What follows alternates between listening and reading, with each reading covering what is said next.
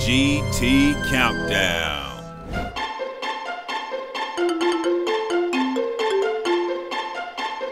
The top 10 games we want from Rare.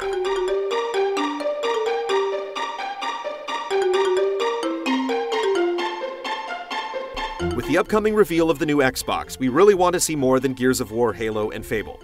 All new concepts are welcome, of course, but Microsoft has another deep, untapped well to draw from.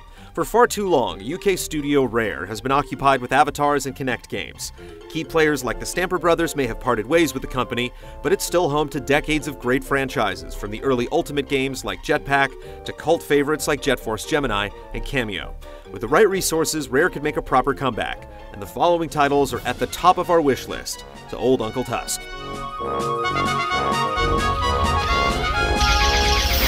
Number 10.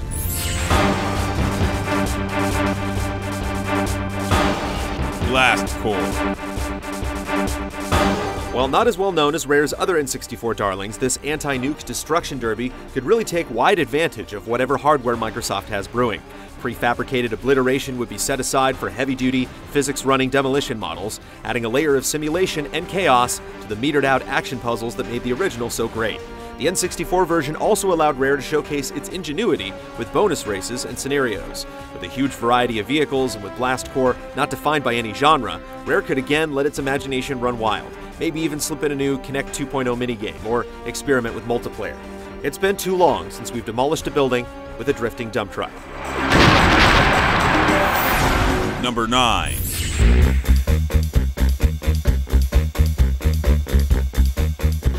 Conker.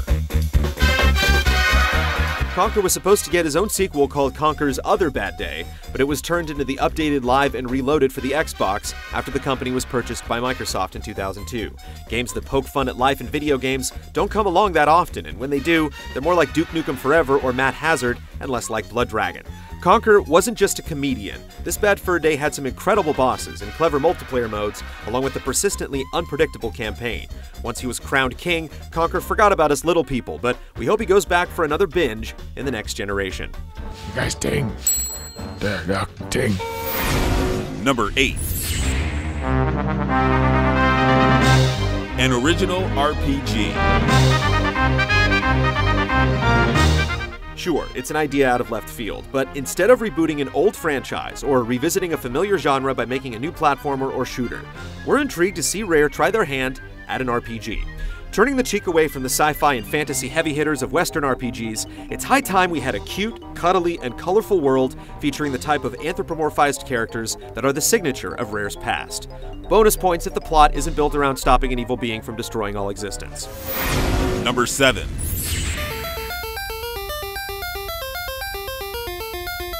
Wizards and Warriors.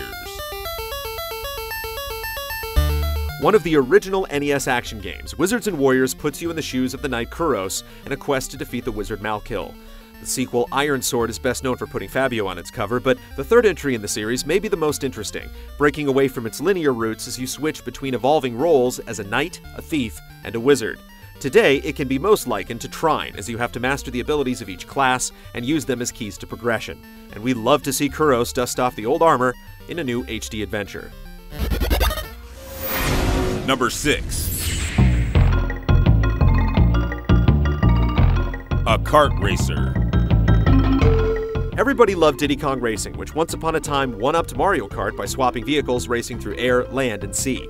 It's debatable if the game was actually better than Mario Kart 64, but this fresh, multi-vehicle approach was a hit, later inspiring the surprisingly excellent Sonic and All-Stars Racing Transformed. How could they kick it up yet another notch? Playable Killer Instinct characters, the Suction Cup unicycles and hoverbikes from Battletoads, Joanna Dark and James Bond merging their cars together to form a superpowered underground digging machine. We're sure they could think of something. Number 5.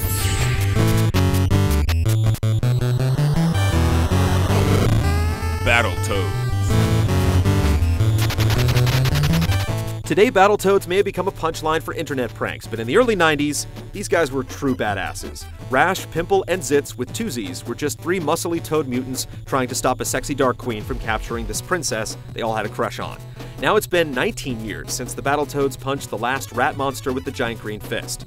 For Rare, sleeping on this license makes absolutely no sense. The transforming combos still look cool, co-op instantly sells itself, and they have the rights to the greatest pause music of all time.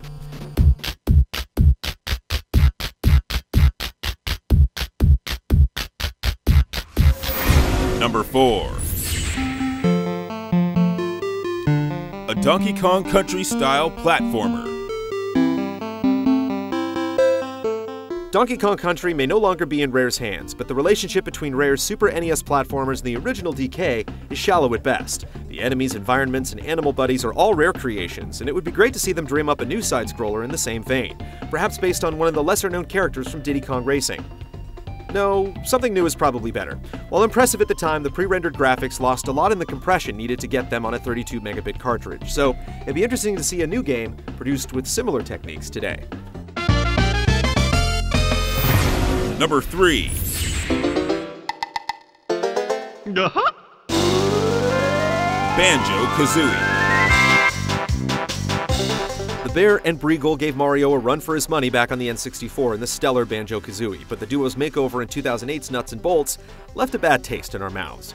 It's time for Rare to give the platformer another spin, and it could be just the killer app the next Xbox needs. Banjo Kazooie's unique team mechanics, tight controls, and well-crafted worlds are why some regard it as one of the best 3D platformers, and we'd love to see what Rare could pull off on the new hardware.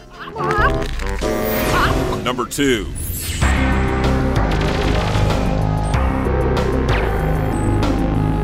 Perfect Dark. Goldeneye is one of the best first-person shooters of all time, a fact that we can say with complete confidence. Due to licensing issues, that original magic will never be recreated.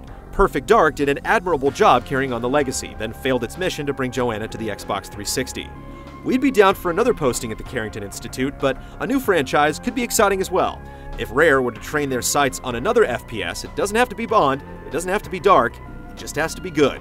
Microsoft could use a few more exclusive shooters on its new console, and if an offering from Rare were to feature the inventive objectives and crazy weapons we remember from the good old days, it could be irresistible.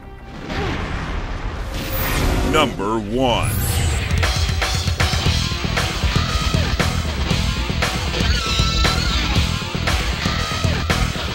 Killer Instinct. Available for your home in 1995, only on Nintendo Ultra 64. Though Killer Instinct's ridiculously epic arcade intro never did quite make good on the promise of its Ultra 64 release, our hope is that Rare may instead decide to honor its legacy with a long-awaited sequel for Microsoft's next big console. It's not surprising that fans continue to clamor for a follow-up even 17 years after the previous games. The series brought undeniable style and attitude to the 90s arcade scene, with its mystifying pseudo-3D graphics, cheesy cool radical character designs, and a completely unique combat system that forever ingrained a two-word catchphrase into the collective consciousness of gamers everywhere. Fighting games are in a precarious place right now, with seemingly less and less to be excited about as each new title makes it to market.